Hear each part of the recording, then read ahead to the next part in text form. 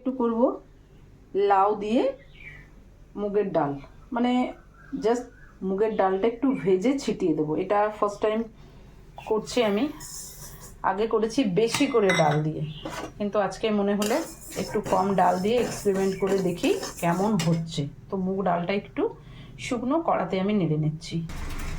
এবার আমি কড়াতে একটুখানি তেল দিয়ে দিচ্ছি, বেশি তেল দিয়ে রান্না আমি করি না, তোমরা জানো। এবারে দিয়ে দেবো আমি গোটা জিরে, এরপর একটা শুকনো লঙ্কা দিয়ে দিচ্ছি, এরপরে দিয়ে দিলাম তেজপাতা। এইবার লাউগুলো আমি দিয়ে দেবো।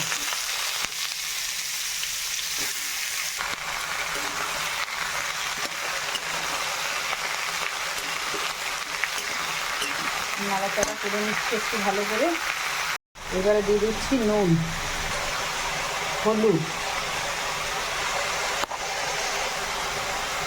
জিরে গুঁড়ো। এবার একসাথে ভালো করে আমি মশলাটাকে দিয়ে নাড়িয়ে নিচ্ছি। খেতে ভালোই লাগে, নিরামিষ তরকারি তো।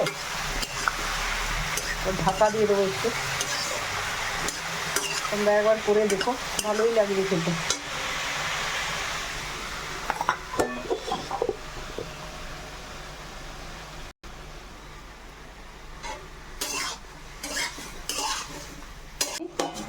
ঢাকাটা দিয়ে সিমে করে রেখে দেবো।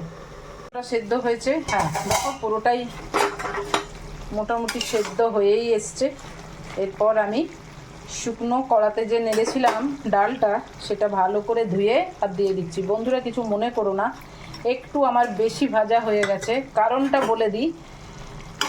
আমি অ্যাকচুয়ালি দরজা খুলতে গেছিলাম, একজনে এসেছিল, ডালটা বসানো ছিল, মানে ভাজছিলাম, ওইটা আর সিমে না করেই চলে গেলাম, ওই জন্য জাস্ট একটু বেশি লাল হয়ে গেছে। তো তোমরা এতটা লাল করো না, তোমাদের যদি মনে হয় হালকা একটু আদা কোড়া দিতে পারো, বাট আমি দিইনি, আমি মশলা কমই ইউজ করি, মানে আমার রান্নায় কোনো কিছু মশলা পাবে না। তবে এটা আমি তোমাদেরকে বলতে পারি, স্বাদের কোনো তফাৎ হবে না, এই স্বাদের ভাগও হবে না। এইবার কিন্তু আর একবার ঢাকা দিয়ে দেবো ডালটা সেদ্ধ করার জন্য। এবার দেখা যাক কি হয়ে আছে ব্যাপারটা। এই তো সুন্দর হয়ে গেছে, দেখো একদম জল ছেড়ে গেছে। এইবার আমি একটু গরম মশলা আর ঘি অ্যাড করে দেবো, কারণ নিরামিষ তরকারি তো একটু গরম মশলা ঘি দিলে বেশ ভালো লাগে খেতে। প্রথমে দিয়ে দিলাম একটু চিনি, এইবার একটু গরম মশলা গুঁড়ো, এইবার একটু ঘি। এইবারে দেখো মজা, বিশ্বাস করো বন্ধুরা, আমি তোমাদেরকে বলে দিচ্ছি, এটা এত সুন্দর খেতে, মানে তোমরা একবার করে দেখো, তারপরে আমাকে বলবে। কোনো মশলা দিইনি, তোমরা প্রথম থেকেই দেখেছো আমার ভিডিওটা।